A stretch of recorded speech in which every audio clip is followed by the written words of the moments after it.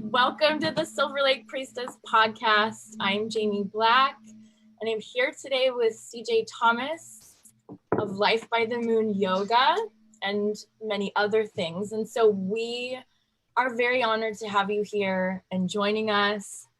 Welcome, sister. Thank you so much for having me. I'm super excited to have this conversation today. I am as well, and it is my honor to have you here. So just a little information about CJ. So we first met at my first Red Tent experience, which was up in Ashland, Oregon, and it was put on by Laura Carmody, and that's where I met Grail and also Allie, and we've had these sisters on the show, and CJ and I met there and outside during one of the first breaks, I believe. And so she is a priestess herself. She identifies as being a priestesspreneur because she is an entrepreneur, and there's so many things that this woman is doing. So I would first like to share with you that she has an incredible podcast called the Sexy Sacred Space Podcast. And she is interviewing many women that have wisdom to share. And something I was just saying to CJ earlier, as you'll experience on the show, just this woman's voice is so beautiful.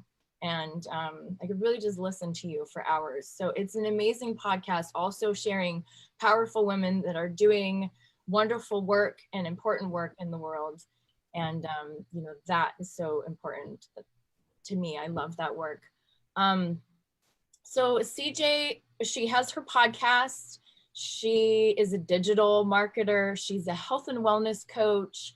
She is an Ayurvedic health coach. She works with reproductive steaming, and she does cleanse coaching, and she teaches yoga, postnatal yoga, prenatal yoga. So really just, and among other things that we're going to learn about you. So, she really is a wealth of information and is very supportive for women and people on their personal journey, and through working through things that are really important and personal. And it's really beautiful work that you're doing. And something that we really wanted to talk about here is I was watching CJ give a talk for Goddess Fest, at a festival that was going on online, as so many things are going on online right now. And I was watching her offer a conversation around how to support women of color in spiritual spaces. And so possibly many of you listening here are part of this priestessing community, and something that I've experienced in the priestessing community is that it is largely white.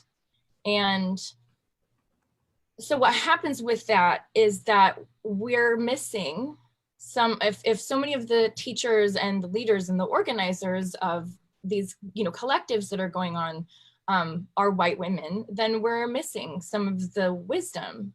We're missing other voices, and we're missing Black voices and other women of color's voices that are important to be in the circle. And so we're all sitting in the circle together, and everyone who shows up is part of it, and that's very important. But it's also as far as like who's teaching and who's leading, and something in this we're in COVID, and then after the very public death of George Floyd, and the awareness, the really wonderful awareness around a painful subject and around really awful things that have been going on for a long period of time, but this very interesting time of this awareness of all of us being brought to this focus of this awareness that is going on, this inequality that's going on, this system of racism that we're living in. There's an awareness. There's an awareness where there is a lack of awareness, where there's a lack of education, where there's a lack of making space for others. And what's awesome about this is now we can all start doing the work, and we can start listening, and we can start paying attention, and we can start making choices, better choices in general. And so I'm really really happy to have you here to discuss this. And it was really, I shared the video on my Facebook page. If you're there, I thought it was really important, but then I also wanted to just bring you on here and have this conversation here for anyone that hasn't seen that video and for people that are listening on the podcast. And so I reached out to CJ just a while ago when she started her podcast. And I was like, this is awesome. Please let me support you doing this. And I want to have you on the show. And then I was taking a break during the show. And so anyway, we're here and I've talked a lot. Welcome. And thank you for coming to share with us and for also being in this place that you're willing to share. Absolutely. Thank you so much, Jaime, for having me and reaching out. Yeah, you know, awareness and awakening to what has been going on for so long, to what on this day of the 4th of July, you know, what our country is essentially built on. The idea that we can get away with murder, that we, and not we, that white people, because I can't claim this is on the other side, unfortunately, and it's what we're looking to heal, is that it's okay to end lives of people of color, that it's okay to use people of color to capitalize on. And I think what really I'm passionate about and what really hits home for me is that it's okay to appropriate culture. That for some reason within the last few years there's been this huge boom on social media of people being praised for appropriating culture. And to me, it is so powerful to share culture. And I think that it's really important to understand the difference between sharing culture and appropriating it, because by no means do I think that people aren't supposed to pray together and be in ceremony together. I don't believe that there should be a, you know, requirement of being of any color of skin to be able to do those things together. But when it hurts is when people's deep practices are being worn and the credit isn't being given. And when people of color come into these spaces, they're not being honored for something that comes directly from their lineage. So I think that we're in a place right now where, yes, it's raw. Yes, it's hard to look at. Yes, it brings up a lot of emotion.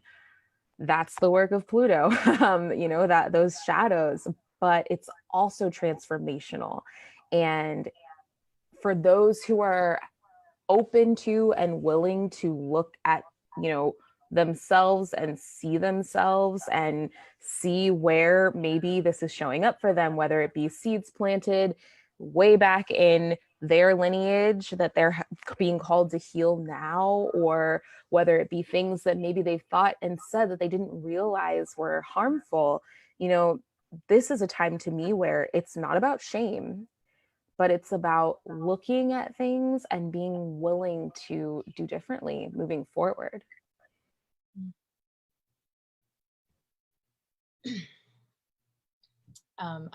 Thank you. Yeah, absolutely. And I would love to hear about your experience. So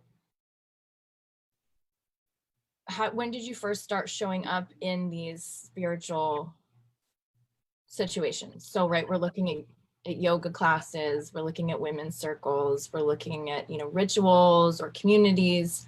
How did that start for you, and what was your experience showing up? Yeah, so I started doing yoga when I was 16 years old. And I was really fortunate to go to an art school, Denver School of the Arts in Colorado, growing up. And it was a very liberal space to be in. And it was actually very diverse. And while people of color were still kind of the minority, there were a lot of people of color there. And I had friends who were of color. So I didn't feel I wasn't fully, and I say this all the time, I wasn't fully aware of my Blackness in the world until like closer to my mid 20s. So I really was kind of in this place where I was like, okay, I don't see color. That is literally something that I used to say. And when I moved to Oregon in 2017, that shifted very quickly. And I started to realize, like, I am in a space where, for those who don't know the history of Oregon, it was just in the 80s that sundown laws um, were taken away. And so sundown laws are basically saying if you are a person of color, you are not allowed to be out on the streets when the sun goes down. You aren't allowed to be in this space. You're here to work, you're here to build this community. And when you're done with that, you should not be seen. And so this isn't something that I knew when I moved to this space. And it's something that I learned, and it's something that brought up so much in me of, wow, this is why when I go into the grocery store, people literally cut me off without even looking me in the eye. This is why it just feels like I can't be seen, literally, because that's what happens when people are raised in a community where they only see people who look like them. Then when something new comes in, a new person comes in, it's kind of this like conditioning in the mind of, I can't see you. I've never seen you. It's like someone who's only seen in black and white for their entire life. And then all of a sudden something red comes in and they're like, well, I don't know what that is. I can't name that. I've never seen red before. So that's something that I started experiencing. And I began teaching yoga, and actually thinking about teaching it when I was in Colorado, right before I moved out to Oregon. And when I moved out to Oregon, I was really fortunate to cosmically be united with my yoga teacher, who is a white woman. Her name is Krista Holland, and she's absolutely amazing at what she does. And it was like I was seen in what I wanted to do. And I was given this amazing opportunity to get my 200 hour. And I had no money for it at the time. I didn't even know for sure if it was really something I was supposed to be doing, but she gave me an opportunity. And the way that she put it to me was that she wanted to be able to give me a tool that I could use moving forward to support me. And it was huge. And so that's when I really started stepping into the spaces. And from the first time that I tried to kind of take the seat of the teacher, I realized there were little microaggressions, and microaggressions are really interesting because what they truly are is that feeling in your gut that you can't name, or you don't really want to name it because you know what it is, but you don't want to believe that it is what it is. And so you kind of end up gaslighting yourself, and you're saying, okay, I'm in this space with this person who is a white person and I'm Black, and I'm feeling this pushback, and I think that it's because of the color of my skin. But is it? And the process in the mind, and for any of you who are people of color out there who are listening, you can probably, relate to this. But what happens is you kind of say, no, that's not what it is. But wait, is it what it is? And there's this argument going back and forth. And so I bring that up because in the spaces that I've been in, whether it's been taking the seat of the teacher in a yoga class, being in my 200-hour teacher training and being the only one of two people of color in that training, or being in priestessing spaces when I went and got my priestess certification, and just all of these different spaces, it comes up time and time again. And there's always this conversation that comes up in my head of, was that because of the color of my skin? And what I have come to learn and realize is that through these microaggressions, just as a person of color, you're kind of having this argument in your head. What is also true is that the people who are bringing those microaggressions to you, who are acting in those ways that start to trigger those thoughts, they also don't realize that they're doing it. And so that deepens the situation. That makes it harder to pinpoint, to name, to call out, and then call in and have those challenging conversations around, because you realize, like, if I were to bring this to someone, are they going to think that I'm as crazy as I think I am right now? So it's been very challenging, and it's hard for me to want to name the spaces where I've experienced this in, because of that, because I'm like, I have also gained so much from these places. And I have also had to very much look at, how am I standing in my power in these spaces? And how is my power being taken away in these spaces? And it is a very emotional thing to look at. Absolutely. And, I get, when I listen to you and I can feel all of this, I also get this place that I'm listening to a lot of Black women right now. And when they say that they're tired and that it's exhausting, I get it. I can feel it, because there's so much conversation within your own self. And then there's so much like courage or bravery that it would then take to like bring this up. And just think about difficult conversations that we have to have. This for, everyone. Think about the difficult conversations that we have to have with anyone in our life.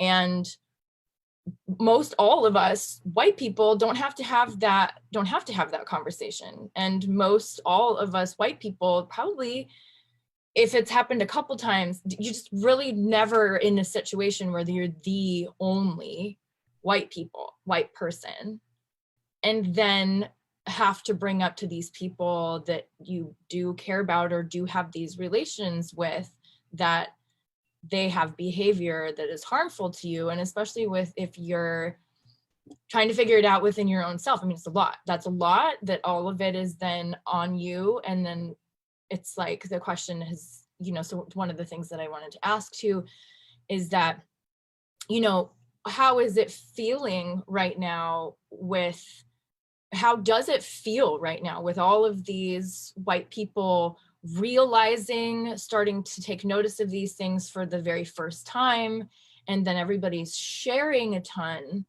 That's got to be so triggering on so many levels. Yeah, thank you for asking. And that is a really deep question. There are a lot of emotions that arise. One is gratitude that finally people are awakening to something that they should have been awoken to a long time ago.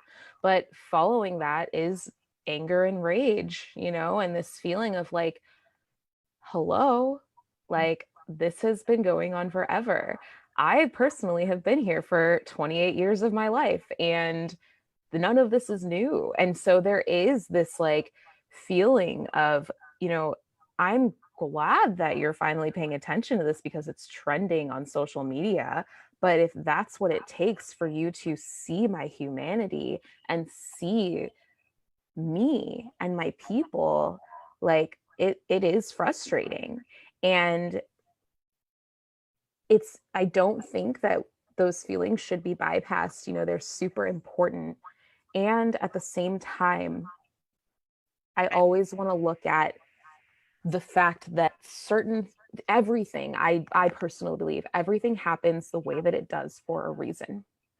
And if this is what it has taken to get people to wake up and to be present to what is happening to their fellow human beings, and to want to start to make a change within themselves and within our community and our structures, then thank you. I'm so happy that it's finally here and it's happening. And let's not make the mistake that like it's just going to be fixed overnight.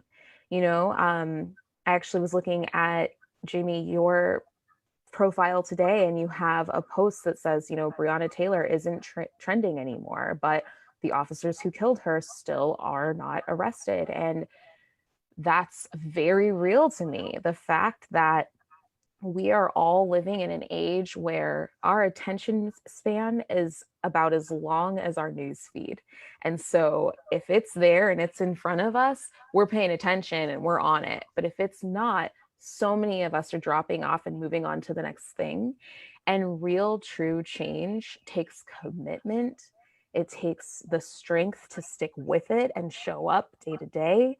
And I mean, it also takes a lot of like self-work, evaluation, going inward, a lot of compassion. There's so much that comes with it. And I understand that. But really, it's, the question that comes to mind is, how is your activism sustainable for you? Because when you choose to do it, you're stepping onto a path that most likely will be lifelong. Hopefully. Yeah, definitely. And that's one of the reasons why I am continuing to share. I'm continuing to study, and I by no means am any different. I am not any different than all of the other white people that are waking up to, there's levels of it, but that are waking up to so many things that I have not been aware of. And so I'm someone that, we were just talking about this earlier, I don't watch the news. I don't watch TV and I don't watch the news. I believe that we're being lied to.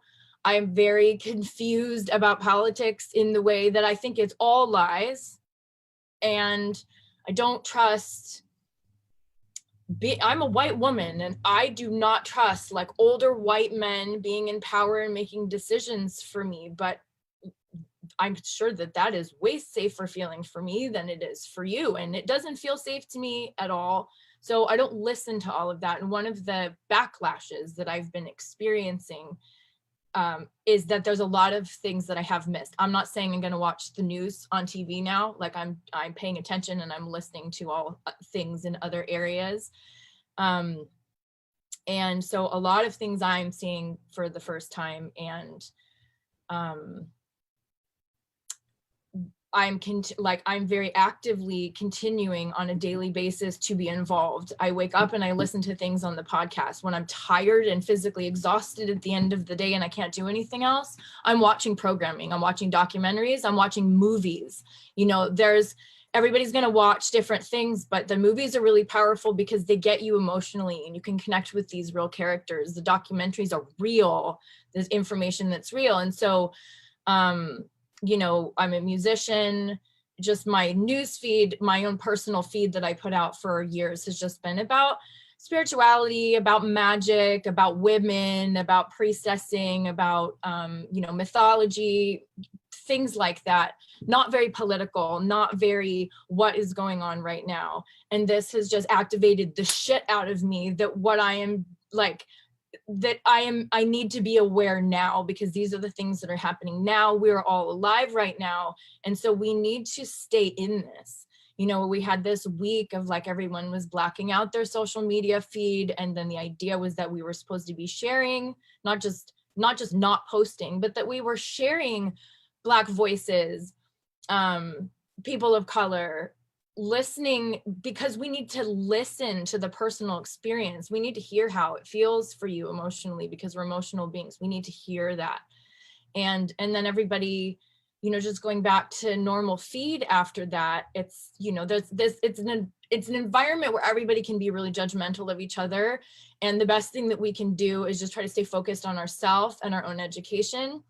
You'll see the people who are educating themselves have something to say, have something to share. And the people who are not educating themselves are not talking about any of it. And there's definitely people who are doing some work that are not posting, but really people who are really involved in this, they are, because they're posting, because it's so upsetting. There's so much stuff that needs to change. Like you can't not be posting about it. So I'm very committed to researching the information that I come across and then posting about the things that I know about a little bit that I'm researching. And so I'm continuing to post, because yes, I have Black friends. Yes, I have lots of friends that are Latinx, but I have a lot of white people. I'm white. I have white family. I go to England a lot and I perform over there. That's a lot of white people. And so those of us that are white, I feel like it's really important for us to share, because we have white audiences. And so we need to share. I need to see it. If you're in my personal life, you're just getting, I've been getting blasted from me from like emails and texts, and I'm sharing everything that I think is really important. And so just all that's for the white audience. That's I'm not going back to posting normally, even with my podcast. We need to hear from women. Well, I'm actually going to bring some men onto the show, and it's just, been all women, but it's like, wherever that you're seeing that there's information that you don't know, allow that to open your mind to that there's a shitload of more information that you don't know. And we are here to be listening to each other at this time. So I feel that it's, that the fact that you are willing to share and teach right now, it's really big of you. It's really big give. It's a lot of energy for you to be addressing this. And there are those of us that care and that want to change and want to do something to help. And so it does help us. And it's not, but it really does help us so much. Something I wanted to ask you too. So throughout this, do you have all of your white community reaching out to you and asking you how you feel, or asking you what it is that they need to be doing? Like, what is that experience for you? Yeah. I did, especially in the beginning days closer to George Floyd's death and with the riots and looting that was happening, just the energy that was in the air. I did have a lot of my white friends reaching out, and I kind of just kept it, for me, I set a very loving boundary with everyone. And I was kind of like, you have the answers that you need. I'm not here to tell you what to do. I can't. I'm also doing my own emotional work through all of this. And so I had to really sit with myself and think, okay, because of who I am and because of the fact that I am a teacher and because I know that people do look to me for advice, I had to think, how am I going to share what I feel and what I think in a way that does not deplete my energy? And so that's actually why I ended up teaching in G-Fest Pre-Fest.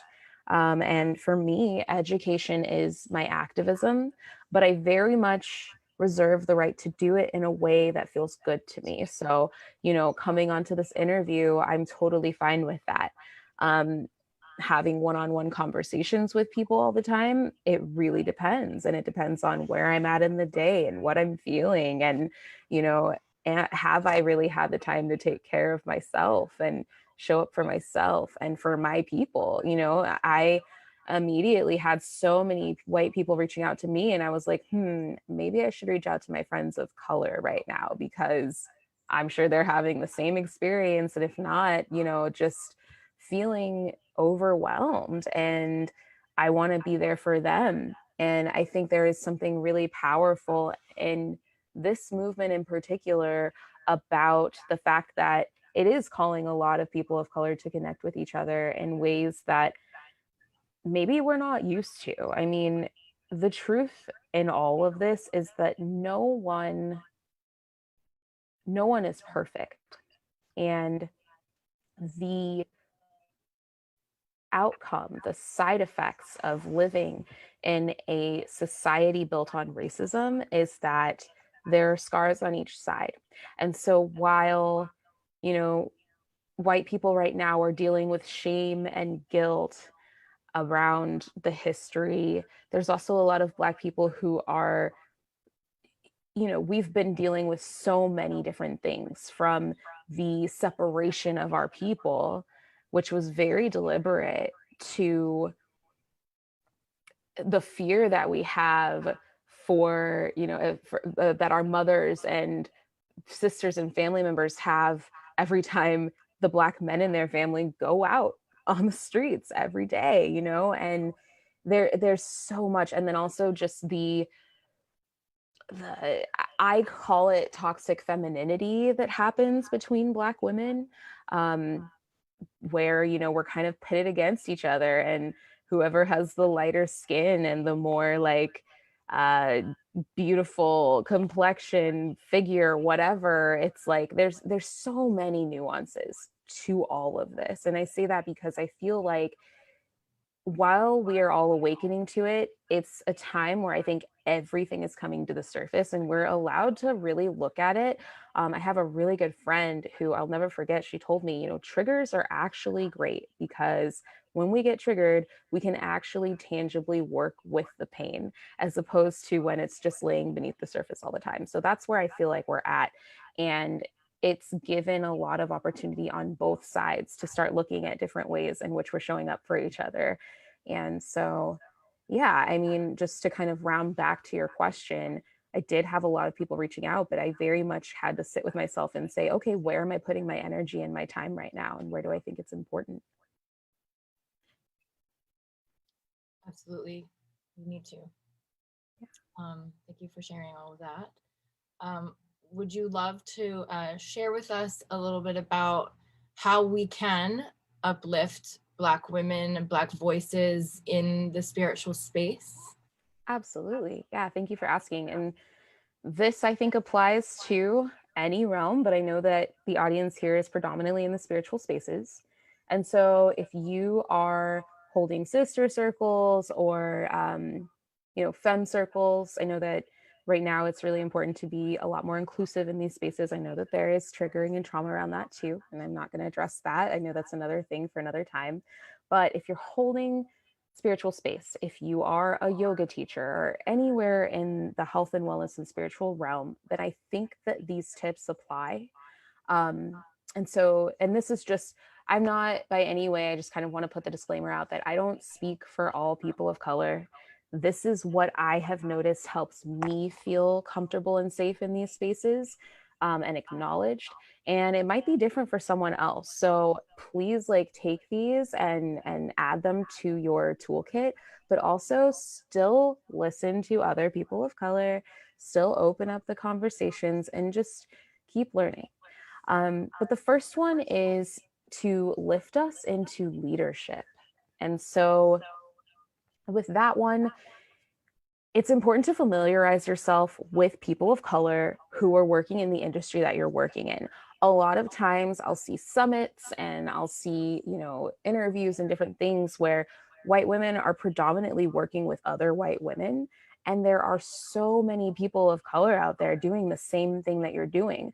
But because maybe those white women have more social media attention, because they have more access to putting themselves out there, I don't know if that's always the case, but I do notice that it seems as though people of color kind of don't get as much recognition. So I definitely call and challenge you to get on your Instagram and look for women of color that are doing the work that you're doing, and then reach out to them, bring them into your conferences, bring them into your summits, and pay them for their time. Because if you're going to pay white women to do this work, then why not pay women of color as well, you know? And if you're not doing something where you can pay them, then at least just giving them the opportunity to get that exposure, I think is really important, especially in these arts where, once again, a lot of us are connected to these arts through our lineage. And so allowing us to take back our power in that, because we were stripped of it so long ago, it's a really beautiful thing and a really important way to uplift women of color in these spaces. So that's number one, is to lift us into leadership. Number two is don't speak for us, let us have our voice. This one is really important because a product of silencing people of color over so many years is that even in a one-on-one conversation, and I notice this all the time, not even just for me, but when I'm witnessing conversations with other people of color, it is so easy for someone to just cut you off and listen to respond instead of listening and letting that person speak and then speaking, um, you know, after and actually taking it in. And so that's something that I think is really important in these spaces too. If you're holding a circle, if you're doing activism, even, you know, be there to hold space for us and let us have our voice. Don't think that we're voiceless, you know, lift us up in these spaces so that we can share our experience, so that we can be seen in the same ways, because that's what really I think brings the healing about. So just, you know, not speaking for us, let us have our voice. And then also with that, letting go of your biases and all of the preconceived notions that you may have. And that's huge. Sometimes we don't have them, sometimes we do. Sometimes you might see someone and think that they don't have something valuable to share because of the color of their skin, and that could be a super subconscious in the back of your mind thing that you may have picked up from way back when you were a child in, you know, a Southern community where that's just what you learned, wherever it may have come from. So those little seeds are really important to pay attention to, because they're very silent, they're very, very hard to spot, but they're there sometimes. And so knowing that you might want to take some time to do that work. And that actually takes me to number 3, which is doing your own work. And so doing your work can look like educating yourself.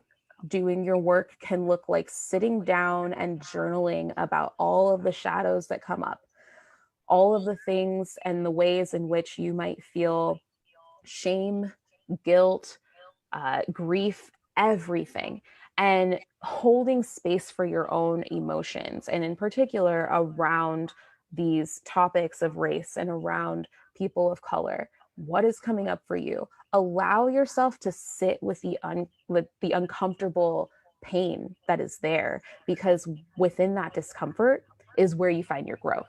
And so there is a term called emotional labor. And the idea is that when white people and people of color are having conversations and a person of color is voicing their experience, there's this tendency to center oneself in the experience and say, well, yeah, I feel you. And I also grew up and had this painful experience. And so I have a lot of pain too. And while it's important to acknowledge everybody's experiences, there are times when you can hold space and just listen.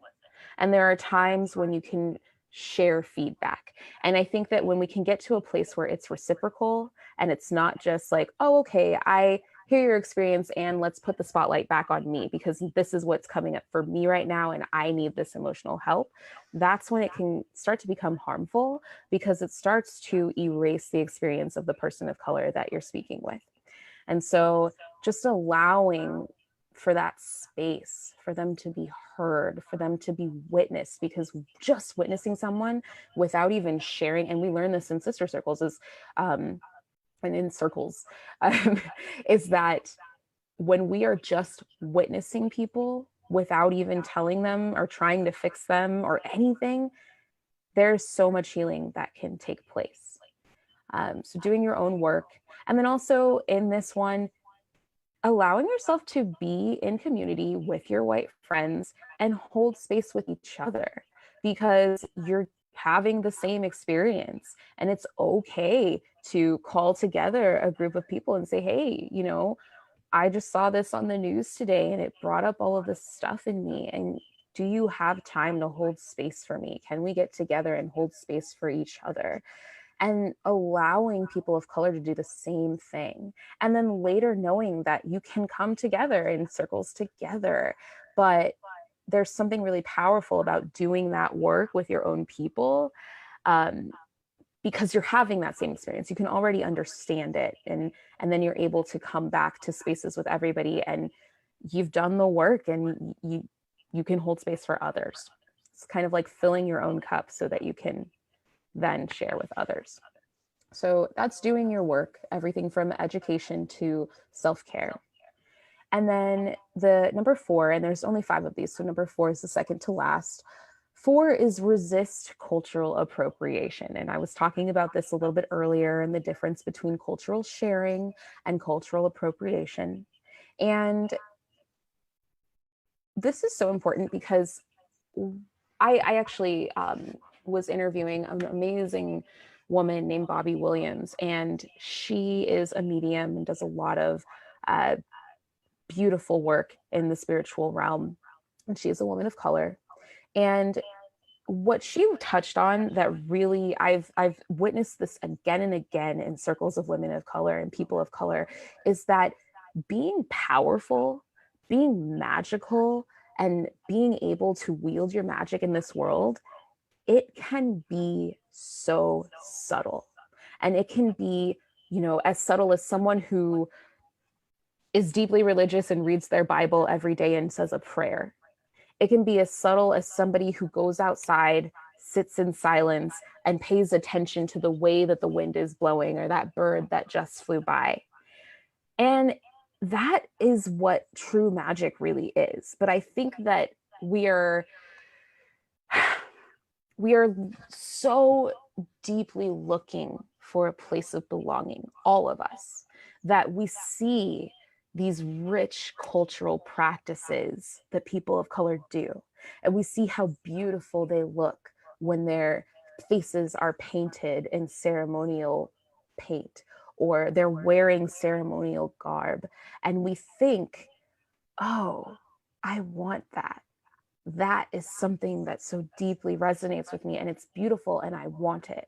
And when I put this on, I look beautiful, and I want to share it with everybody, and I want to put it on my social media. Like, it starts to get, it gets a little bit misconstrued to me, because it starts to be what magic is. It starts to be what is powerful. And then you get these spaces where you're going into goddess temple spaces where there's all of these artifacts from different cultures, and it doesn't necessarily feel like it's in honor of. It feels like it's a show. And so to me, that's what cultural appropriation feels like. And it could be different for someone else, but that's what it feels like to me. Is like you're wearing this and you're putting it on to get more credit, to seem more magical. But it's like, just showing up as who you are is magical. Just standing in your light and in your power and tapping into your breath is magical. Holding hands with that person next to you and collectively praying is magical. So resisting cultural appropriation. And another piece of that is knowing that, yes, culture can be shared, but give credit where credit is due, and make sure that you're not taking it on as your own ideas. Make sure that you're not trying to capitalize off of it, and know that you, as who you are and what you bring to the world, is enough to be paid for and honored and seen. And you don't have to take from other people to do that.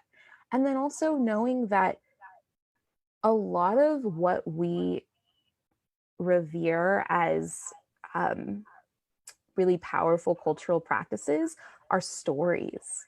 And there are these beautiful ceremonies and rituals that were created in their time because there wasn't something there and they needed to create something, right? And so there is absolutely nothing that says that we can't do that now. And a lot of the circles that I've held in the past around ritual have been, bring what you have, get some dirt from the garden, bring some lighters or matches and bring a candle, whatever, bring some paper, water, bubbles. One time we did ceremony with bubbles, and someone, this is actually an idea that came from my mentor, Heather Ashamara, but we blew our things that we were releasing into bubbles and sent them out into the atmosphere. So it's like little simple things. You can create your own ritual and ceremony, and you can pass it along to your people and start new traditions. So we are not at any point ever banned from doing that. We have these beautiful blueprints of what people have done in the past, but we don't have to take them. So number 4 is resist cultural appropriation. And then number 5 is to call in and hold space. And so creating spaces that this actually kind of ties into doing the work, but creating spaces for white women and having white circles, and creating spaces for Black women and having Black circles, and by POC circles, so Black and Indigenous people of color, making sure that you're holding space and just allowing people to feel comfortable in those spaces. But also another level of this is making whatever space you hold financially accessible. And so just knowing that because of systemic racism, some of us have access to more things than others. Now, this isn't something that is true for everyone. So, be careful with that, because we don't want to offend anyone. But just know that, like, when you make something more financially accessible, you're allowing people to come into these spaces that maybe couldn't otherwise. So that might look like offering scholarships or giving a discount or whatever feels good for you and is a good energetic trade. So yeah, and actually I had a 6th one, and this one is a really, really important one to me, especially right now in the times that we're experiencing, where people are becoming a lot more educated around things and putting statistics out there and sharing a lot of things that are triggering, but need to be shared. But is that it's really important to see Black and Indigenous people of color's beauty and not just their struggle. And so knowing that, yeah, like, thank you for reading up on all of the terrible things that have happened in the past that we all need to remember so that we don't do it again. But also, there's so much beauty. There is beauty from the way that we wear our hair to the words that come out of our mouths, the art that we make and share, the way that we dance our feelings, the way that we cook and put love into our food, the way that we're able to take nothing and turn it into gold. Like, there is so much, because we are an oppressed people. We've learned so much resilience, and we have learned, and this even goes back to, Africa and people who have had to make it through apartheid and have had to be put into communities where they literally had nothing. You learn to make something out of nothing, and there's so much beauty in all of that. And that's why people see these cultural things that they're like, wow, I want that, because it really truly is beautiful, and it's okay to witness it. But make sure that you're not, like, as you're educating yourself, don't just get caught up in educating yourself about, the death statistics, but also look up writers.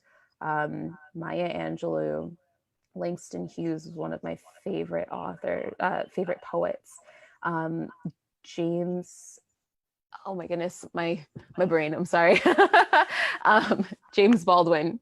So, Notes of a Native Son is a collection of his essays that is just, like, amazing. And so looking into these writers, they can actually teach you a lot about what has been going on for a long time. And they show it to you through a lens of art that I think is a really great way to look into it and read and learn. So yeah, those are ways that you can start to uplift women of color in spiritual spaces, help us be seen and feel heard and witnessed. Thank you for sharing that. It's really helpful.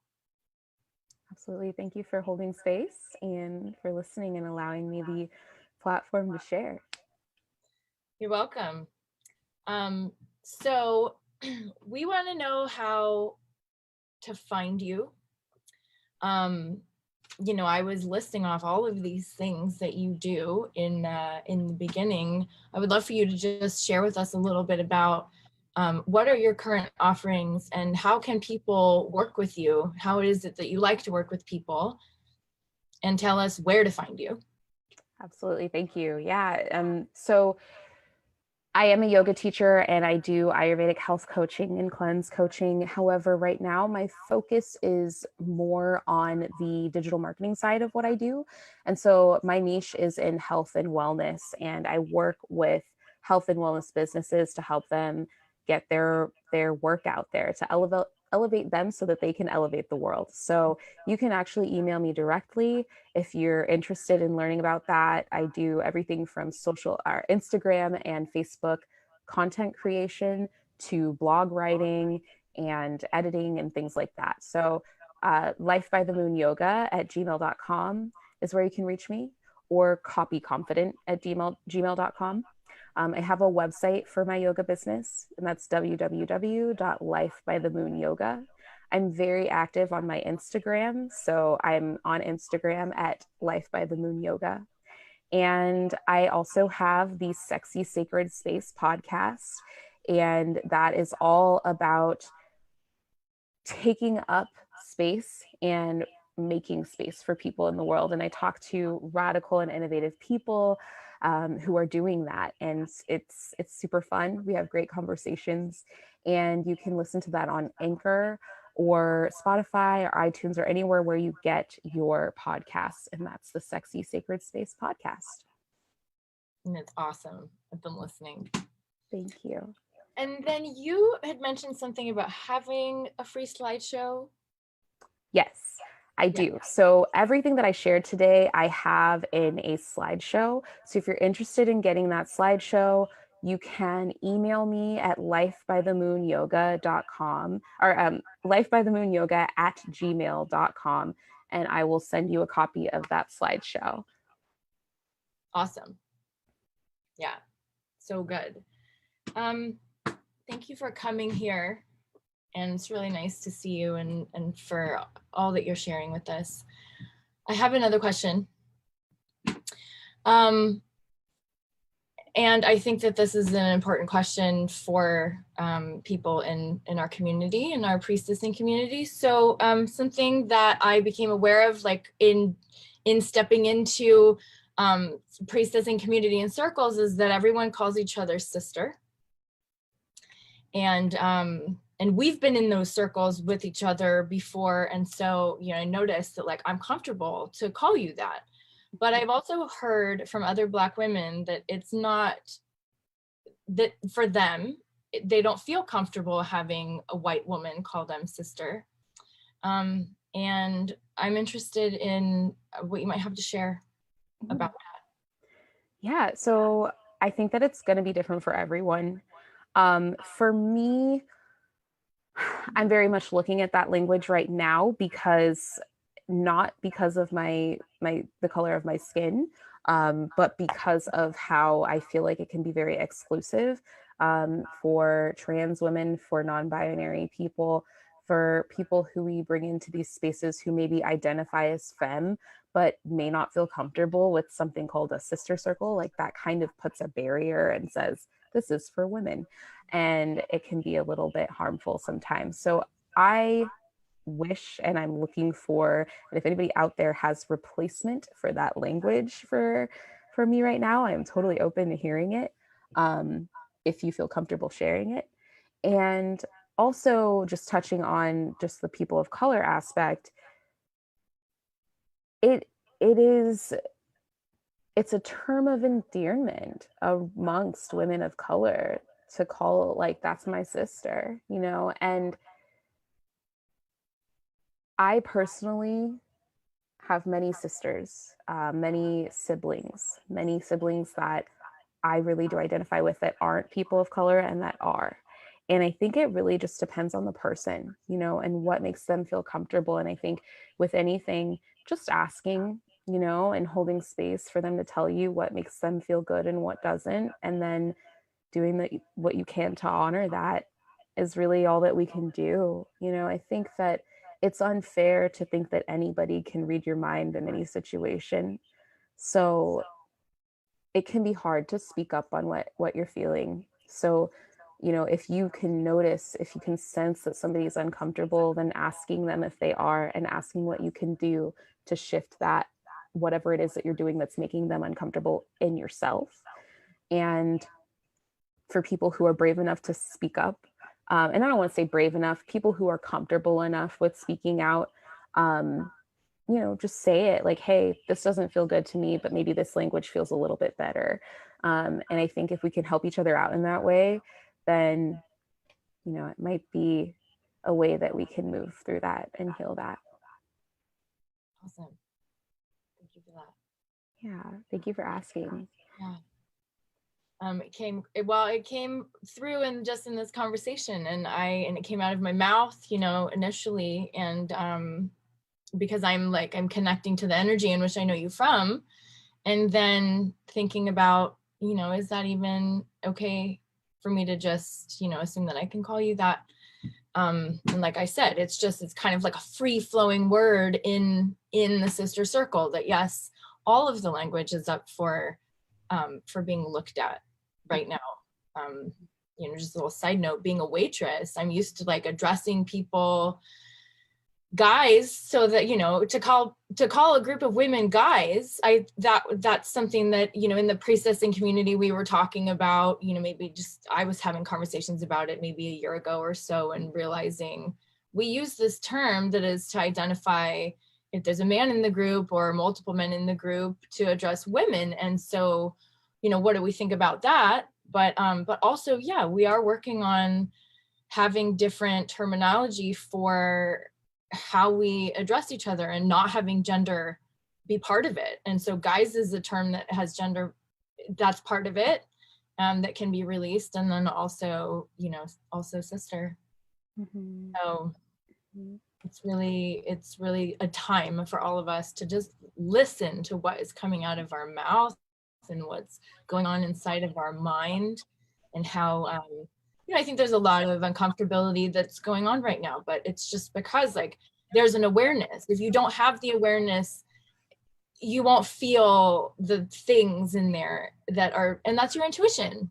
It's your intuition. There is something that is letting you know there is something that needs to change here, or there's something that maybe is misaligned with maybe your beliefs and your behavior, or your behavior and what is appropriate, or your behavior versus the other person that you are behaving or communicating with. How might that be affecting them? You have no idea, but you're feeling it. You're feeling that there's something in there. So anyway, really, thank you so much for coming here and having this conversation with us, and for sharing, for all the beautiful work that you're doing in the world, and for your podcast. And yeah, thank you so much, CJ. Absolutely. Thank you, Jamie. I really appreciate the conversations, and I appreciate you and your courage for holding space for the conversations. So thank you so much. And I think just one last thing I want to share is that as we're doing this work, it's so important to step to it with compassion and forgiveness and understanding, because it's not easy for anyone, and nobody has the right answers. Nobody is going to be perfect at it, because we're all deconstructing and relearning in so many different ways. And it's okay to feel pain. And if you can make space for compassion for yourself and compassion for the people that you're in conversation and community with, I think that it will be something that makes this uncomfortable period of time just a little bit easier to navigate. Yeah. Wisdom. Thank you.